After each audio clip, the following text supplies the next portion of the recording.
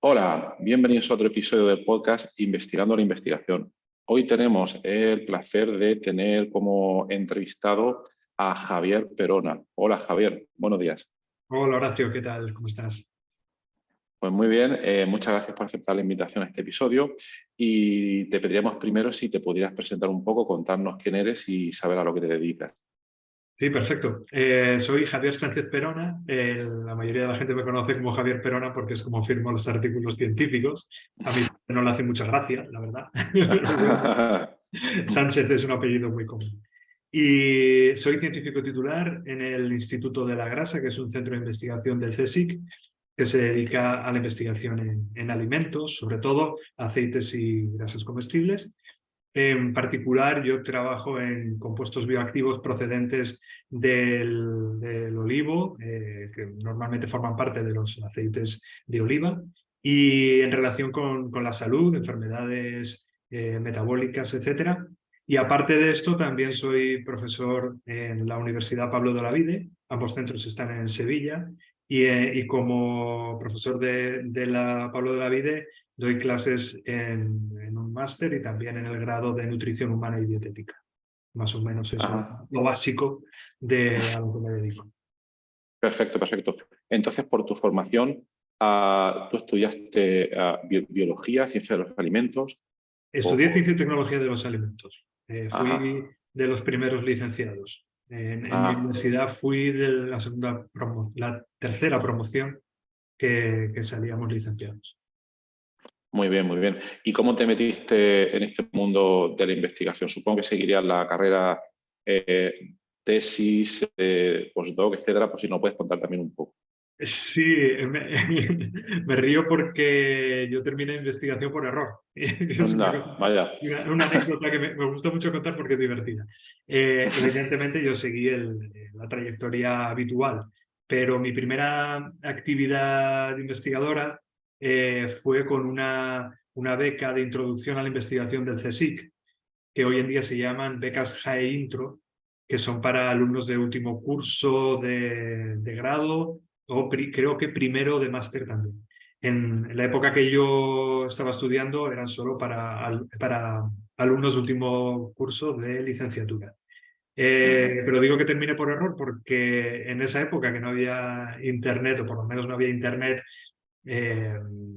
distribuido, habitual para toda la población, sino Claro. para cuestiones muy puntuales de algunos profesionales.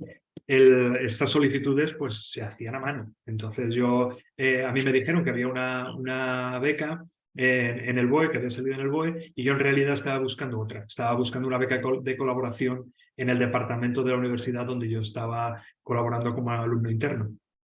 Pero dio la casualidad que el mismo día salieron dos becas, la de Mm. colaboración y la de introducción a la investigación del CSIC.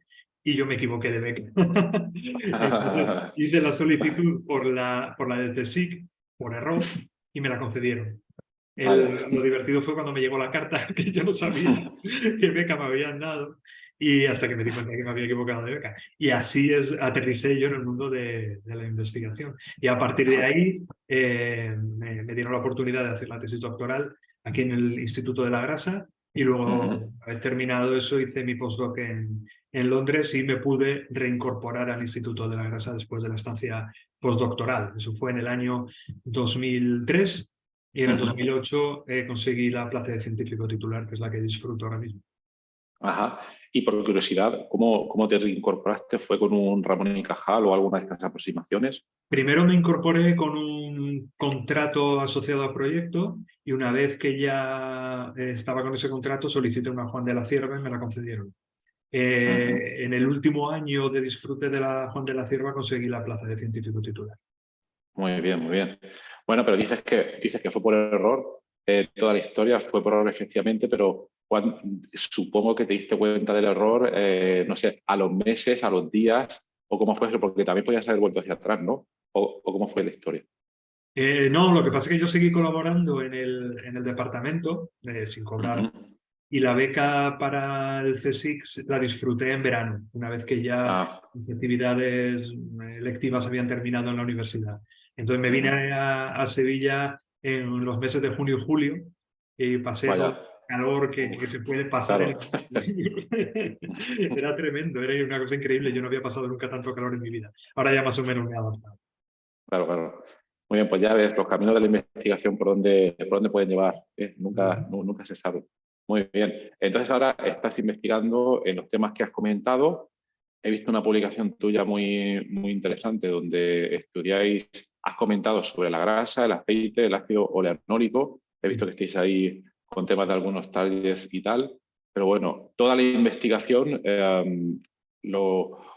una cosa de que a mí me llamó bastante por la atención, yo vi hace tiempo ya un post tuyo, bueno, un post no, un tweet en Twitter, porque bueno, para los que no lo saben, los que ya lleven escuchando tiempo el podcast ya conocen un poco el proceso, pero en el mundo de la investigación, las investigaciones se hacen, la investigación por hacerse se hace sola y más tarde o más temprano enviamos nuestra publicación a una revista científica. En esa revista científica esa publicación se evalúa por expertos en el área y el proceso sigue un rigor científico, etcétera. Pero hay un detalle de este proceso que no se suele hablar nunca, que es el coste de todo el proceso, tanto para la editorial de esa revista como para el tiempo que dedica el investigador a la hora de evaluar el artículo, de leerlo, de dar mejoras, etcétera, etcétera. Es un proceso que muchas veces se da por hecho, pero no, porque requiere tiempo del investigador también. Entonces a mí me llamó mucho la atención porque era algo que yo tenía en mente pero que no había visto nunca y que vi en un tuit de Javier hará unos años ya y que volví a ver hace poco, que era, bueno, cuéntalo tú mejor, Javier. Me gustaría que nos contaras cómo ves desde tu punto de vista que funciona el proceso de revisión de artículos científicos por expertos, como es tu caso, y qué es lo que te gusta, qué es lo que no te gusta y si propondrías alguna mejora en ese proceso. Vale, a ver, primero, para los que no lo conozcan, habría que aclarar un poquito cómo es el proceso. Claro.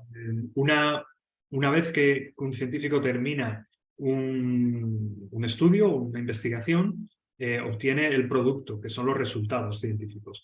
Esos resultados científicos no pueden quedarse en el laboratorio, porque no tiene sentido. La ciencia no se hace para que los resultados queden en el laboratorio, sino que tienen que salir a la luz.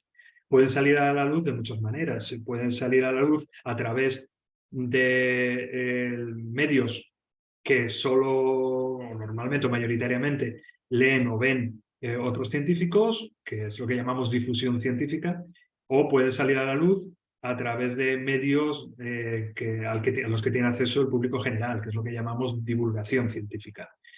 Lo más habitual es primero realizar la difusión y luego a lo mejor la divulgación. Cuando se hace difusión científica se puede publicar en distintos medios también, pero los más habituales y son los que normalmente nos exigen o nos piden para las evaluaciones que nos hacen a los científicos son las revistas científicas. Para que se publique y que lo que se publique sea creíble, eso tiene que pasar un proceso de revisión por pares, que se llama, de tal manera que otros científicos tienen que revisar y evaluar el trabajo que uno ha hecho. Eso es un proceso que se viene realizando desde hace muchísimo tiempo y que a todos los científicos nos parece adecuado porque garantiza eso, garantiza que aquello que se publica ya haya pasado una revisión por otros científicos independientes que no tienen nada que ver con la investigación y eso hace pues, que sea fiable y que uno se lo pueda creer. Hasta ahí estamos todos de acuerdo. El problema viene cuando esas revistas donde estamos publicando tienen beneficios económicos. Y resulta que esos beneficios económicos son probablemente los más altos que se pueden obtener por una empresa de forma legal. Es decir, las editoriales científicas que publican las revistas donde nosotros enviamos nuestros artículos científicos son las empresas que tienen un mayor beneficio de todas las que existen. Tienen beneficios por encima de las empresas tecnológicas como Google o como Microsoft. Tienen beneficios por encima de las farmacéuticas. Es una cosa increíble. ¿A qué se deben esos beneficios? Esos beneficios se deben a que ellos reciben ingresos por las publicaciones que nosotros publicamos, pero no pagan a los autores, es decir, los científicos no cobramos por publicar en esas revistas, al contrario, en muchas ocasiones tenemos que pagar por publicar y además no pagan a los revisores. Es decir, esos otros científicos que están evaluando esos artículos tampoco cobran por revisar. De manera que es el negocio perfecto, no tiene gastos de ningún tipo, más allá de mantener una página web y a unas personas que gestionen y distribuyan esos trabajos que otros hacemos gratis. Lo que está ocurriendo es que hay miles de científicos que se han cansado de este sistema tan perverso. Estamos de acuerdo con que hay que revisar los artículos, porque es parte del proceso científico. Lo que no estamos de acuerdo es que haya unos beneficiándose y beneficiándose tanto del trabajo gratuito de otros. Eso es cómo está funcionando. Entonces, el proceso no está mal, pero lo que no puede ser es ese beneficio económico tan desmesurado a costa del trabajo gratuito. Totalmente, totalmente de acuerdo en el proceso. Yo creo, claro, y es importante que lo cuentes así en detalle, porque la gente que está un poco fuera del mundo de la investigación no lo conoce y hay mucha gente que tampoco conoce en detalle. No, uno de los datos que has contado es efectivamente de las empresas que mayor rendimiento económico sacan de todo el planeta. Es impresionante. No se me ocurre ahora mismo ningún otro tipo de negocio que saque tanto beneficio, ¿no? Al menos un Bien. negocio legal. Exactamente. Traficantes de cocaína probablemente tengan mayor beneficio, pero bueno. Exactamente, pero bueno, estamos ahí en este tema, exactamente. Muy bien. Y entonces tú proponías una aproximación. Normalmente, bueno, también para el que no lo sepa, cuando eres un investigador, voy a comentarlo, esto desde mi punto de vista también, es un comentario personal, ¿no? Cuando tú llevas un cierto tiempo en la investigación y tienes ya una cierta visibilidad, es decir, has publicado una serie de trabajos, esos trabajos han recibido una serie de citas, pues ya cada vez el trabajo llega a más sitios y, por tanto, las revistas científicas cada vez se puede decir quizás que te conocen más y entonces cuanto más famoso eres como científico, mayor número de peticiones, incluso diarias, a veces en algunos casos, recibimos los investigadores para que estas editoriales te envíen trabajos a revisar. En mi caso a veces puede ser una revisión por día, 2 revisiones por día, etcétera. Pero como comenta Javier, en la mayoría de los casos, bueno, en la mayoría no, yo creo que en todos los casos, esas publicaciones las revisamos los investigadores, los científicos. Me gusta más decir investigador que científico, porque también hay investigadores en el mundo de las humanidades, etcétera. Pero esas revisiones se realizan normalmente un coste cero por los investigadores. Entonces, hay muchos sectores ahora mismo que están empezando a estar un poco descontentos con este sistema y algunos que han propuesto algunas alternativas, como la que yo vi en Javier, por si las pudieras comentar un poquillo. A ver, lo primero que quiero decir es que eso que comentas es cierto, pero era cierto hace un tiempo. Hoy en día los correos que envían para solicitar revisiones prácticamente son indiscriminados. Ya no se distingue que el científico sea realmente un experto reconocido o que esté... Correcto. Porque todo este proceso está automatizado, entonces muchas veces son máquinas las que van buscando por palabras clave y aquel investigador que alguna vez haya enviado una publicación a una revista ha puesto unas palabras clave, entonces automáticamente le envían un correo para solicitar una revisión. De manera que ni siquiera tiene por qué ser experto. Por eso hay incluso investigadores predoctorales, están en su primera etapa, todavía es un periodo de formación, que están recibiendo permanentemente solicitudes de revisión. Lo que pasa es que reciben menos porque como han enviado ellos menos artículos a publicar, pues exacto. La máquina todavía no ha aprendido, ¿no? Pero eso es. Irá aprendiendo. Así que sí, es así. Eso es lo que resulta. Todos recibimos 3, 4, 5 solicitudes por semana, algunas de lo más peregrino, porque ni siquiera tienen que ver muchas veces con el área de conocimiento en la que trabajamos, porque bueno, las máquinas se confunden. Y si no les meten bien los parámetros, pues resulta que te mandan para revisar artículos que no tienen nada que ver con lo que uno hace. El sistema está completamente corrompido, el sistema no funciona, todo el mundo está de acuerdo que que va a colapsar en algún momento y lo importante es encontrar alternativas. Están surgiendo algunas alternativas. Algunas de las que nos gustan, sobre todo a los investigadores que trabajamos en organismos públicos, son las que dejan a un lado el beneficio económico que tienen empresas privadas como son las editoriales. Me estoy refiriendo, por ejemplo, a los repositorios. Claro. Hoy en día los estudios, las investigaciones que están financiadas con fondos públicos en España y en la Unión Europea tienen la obligación de estar depositadas después en un repositorio de acceso abierto para cualquier persona. En principio, eso debería ser suficiente para el objetivo que mencionaba al principio, ¿no? Es decir, la publicación de nuestra producción científica. Se trata de que salga a la luz. No tiene por qué ser a la luz en una revista que pertenece a una editorial.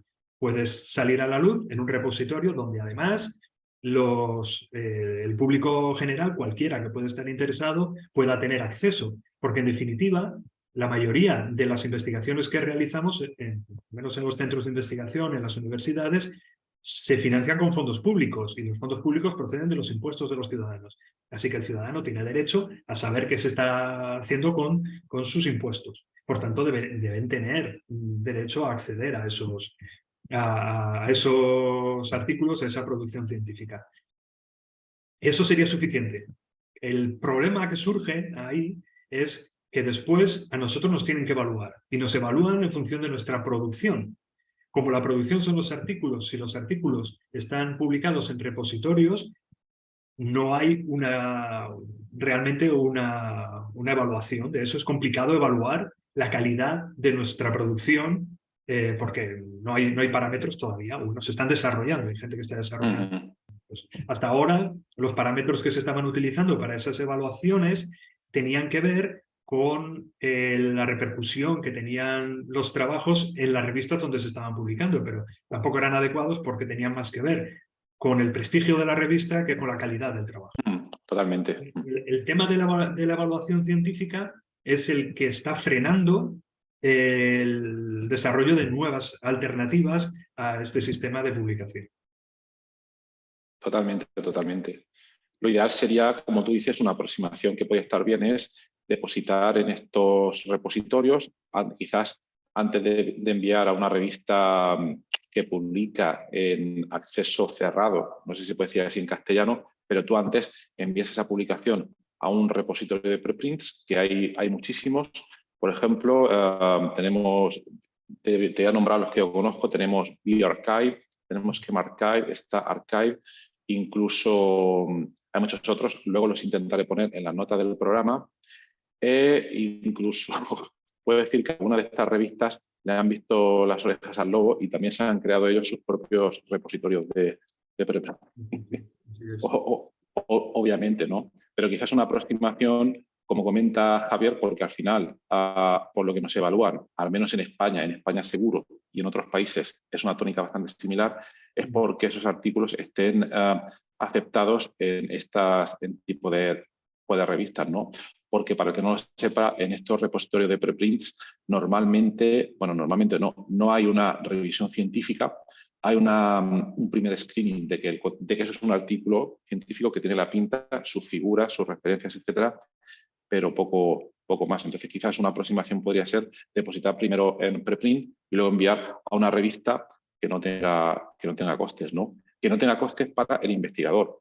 Pero no sé cómo ves esto, porque al final, aunque uno envíe a una revista donde el propio investigador no tiene que pagar nada, pero es que al final esa revista de lo que se va a nutrir es en vender grandes licencias de publicación a los países o a los sistemas de investigación para poder ganar ese dinero, ¿no?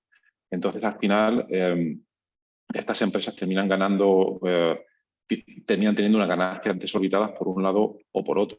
Pero en cualquier caso, aquí lo que vemos es que el investigador tiene que pagar o no ganar nada. Entonces, yo me acuerdo que tú pusiste ese tweet en Twitter donde proponías una alternativa a este método, pues si podías comentarlo un poco. Bueno, yo lo que intentaba con esa iniciativa era más que nada poner en evidencia el sentido de la situación, ¿no? Que se extendiera. No tanto realmente cobrar, porque a lo que te refieres es a que yo lo que propongo es establecer unas tarifas por las cuales los revisores, que somos los mismos científicos que al final estamos también publicando, podamos cobrar por ese trabajo. Es decir, si nosotros estamos recibiendo, como decías tú, 4 o 5 solicitudes de revisión de trabajos a la semana, y cada uno de esos trabajos lleva un rato de trabajo. Claro, claro, claro. La evaluación de un artículo científico no se hace en un rato. Eso puede llevar, en función de la dimensión o la complejidad, pues entre 1 y 3 horas, por ejemplo, ¿no? Depende o más, o 5 horas, no lo sé, depende de cada uno Claro. y de la complejidad que tenga. Bueno, pues eso es trabajo que no se está remunerando. Así que una forma de llamar la atención de este tema, de mostrar ese sinsentido, era solicitar unas tarifas. Ellos,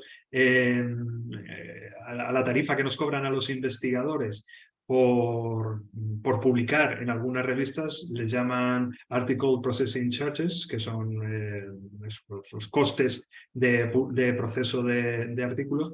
Pues yo le puse Article Reviewing Charges, o sea, Totalmente. ¿no? O sea, los costes de revisión. Tú tienes costes de proceso y yo tengo costes de revisión. Totalmente lícito. La idea era, más que nada, llamar la atención, porque tenía muy claro que nadie iba a aceptar pagar por esos costes. Y de hecho así ha sido. Yo llevo 3 años respondiendo a las solicitudes de revisión con mis tarifas y todavía nadie me ha aceptado. Nadie, o sea, nada, cero No, se puede decir, ¿no? pero las Cero. respuestas más habituales que tengo son nada, o sea, simplemente no contestar. Ajá. O que me vuelvan a enviar la solicitud porque no he respondido de la manera que ellos quieren, porque como he dicho antes, esos procesos están automatizados. Entonces te mandan Claro. en el correo, te vienen 2 links, en uno es para aceptar y el otro para rechazar la revisión. Si yo respondo, la máquina entiende que no es correcto y me vuelve a enviar el mismo correo. Y cuando contesta una persona, lo habitual es decir que es la política de la revista es no pagar a los revisores. Y como mucho, nos hacen un descuento en el siguiente artículo que vayamos a publicar en esa revista, que hay que querer publicar en esa revista. Si no quieres publicar en esa revista, el beneficio es cero. Exactamente. Quiero decir que muchas veces no te interesa la revista o ni siquiera es de tu ámbito exacto. O sea que no. Esas son las respuestas que se obtienen. O sea que, bueno, yo lo tenía claro. De hecho, yo me planteaba, digo, el día que una revista me diga que me pagan, ¿qué voy a hacer? Voy a tener que bajar a hablar con la gente, a ver cómo se hace esto, porque no tengo la más remota idea. Claro. Pero todavía pues no ha pasado. Vaya. No ha pasado y yo dudo que vaya a pasar. En el corto plazo, por lo menos, no creo. Pero es curioso, bueno, yo tampoco creo que vaya a pasar. Bueno, la verdad que no lo sé, porque están habiendo tantísimos cambios en muchas cosas, pero es que esto es una industria y un modo de trabajo que está muy arraigado en el tiempo. Entonces, no lo sé, cualquier cosa podría pasar, pero también me sorprende un poco porque hay otro tipo de situaciones que son relativamente similares y donde el revisor sí que cobra dinero. Es decir, en la revisión de proyectos, cuando cambiamos de la revisión de un artículo científico a la revisión de un proyecto de investigación, por ejemplo, la Agencia Estatal de Investigación aquí en España a veces manda a revisar, proyectos de investigación, que obviamente los propios investigadores, igual que envían artículos a revistas científicas, también envían proyectos de investigación a las agencias de financiación. Esos proyectos también tienen que ser revisados y al final caen en revisores. Igual que hay revisores de artículos, hay revisores de proyectos y en este caso, al menos algunos ejemplos que yo conozco, los revisores sí que son remunerados automáticamente sin necesidad de que el revisor tenga que pedir perdón. O sea, está un poco en las condiciones. Y muchas veces la extensión o el esfuerzo intelectual, desde mi punto de vista, que hay que realizar para revisar el tipo de proyectos, quizás podría decir que me parece que es un poco más extensa o intensa que un artículo científico, aunque todo depende. Pero yo me pregunto por qué las agencias de investigación sí que te pagan directamente y las revistas no. Porque los dos sistemas yo creo que han convivido a lo largo del tiempo. No sé cómo ves tú esto. Sí, yo tampoco tengo una respuesta para eso, pero es así. Lo habitual es que las agencias evaluadoras soliciten esas revisiones de proyectos y las paguen. Pagan muy poquito, pero bueno, pagan algo. Pagan muy poco, es verdad. Muy poco, o sea, para el tiempo dedicado es poquísimo. Pero bueno, es algo. Y eso, yo en mi experiencia es con las agencias españolas, pero también extranjeras, que me han solicitado evaluaciones de proyectos y siempre me han pagado. Muy poquito, pero me han pagado. No tengo ni idea. A mí me parece que es más que nada que esas agencias normalmente son administraciones públicas, son organismos públicos y en realidad no tienen un ánimo de lucro, así que no están intentando exprimir al máximo y explotar Claro. al personal. Pero no sé si es por eso, se me ocurre. En cambio, las editoriales, como decimos, son empresas privadas cuyo objetivo es el máximo beneficio. No sé si ese es el motivo, pero la verdad que es así, como tú dices. Sí, sí, es curioso. A mí, pensando mientras hablabas, la única cosa que veo diferente, no es el objetivo a lo mejor de esta charla, pero a mí también me llama mucho la atención porque el único punto bueno que vería yo en algunas revistas de estas que no voy a nombrar ninguna editorial, los que están en este mundo saben, se pueden imaginar un poco las que son, es que los procesos de revisión bien hechos quizás son relativamente rápidos. Relativamente rápidos para mí puede ser un mes aproximadamente. Yo en la investigación que hacemos es un poco multidisciplinar y a veces vamos, por ejemplo, al campo de la bioquímica, pero otras veces en el campo de la informática. En una revista relativamente buena, un proceso de revisión puede durar un año, que a mí también me parece un poco descabellado. No me quiero meter, no quiero abrir ese melón, pero lo que quiero decir es que yo lo que he visto es mucha diferencia entre el tiempo de revisión que puede tener una revista de este tipo, que puede ser quizás un mes en promedio, mientras que la evaluación de un proyecto de investigación puede llevar meses. Aunque también hay que decir, pensándolo en voz alta, que la evaluación de un proyecto de investigación también lleva muchas fases, porque primero alguien tiene que hacer un pre-screening, comprobar que todo está correcto antes de enviar a los evaluadores y hay muchas fases ahí en medio. Pero bueno, y nada, no quería robarte más tiempo, solo comentarte si crees que este sistema cambiará algún día. Bueno, ya hemos comentado que es un poco Yo lo veo muy difícil, complicado, la verdad, lo veo muy complicado. es muy complicado. Siga siendo un negocio, es difícil. Para que cambie, tiene que haber una revolución que parta de los propios investigadores, que se empiecen a negar a revisar los artículos o a pedir tarifas como hago yo, eh, y que de esa manera las agencias evaluadoras se den cuenta de que las evaluaciones se tienen que hacer de otra manera.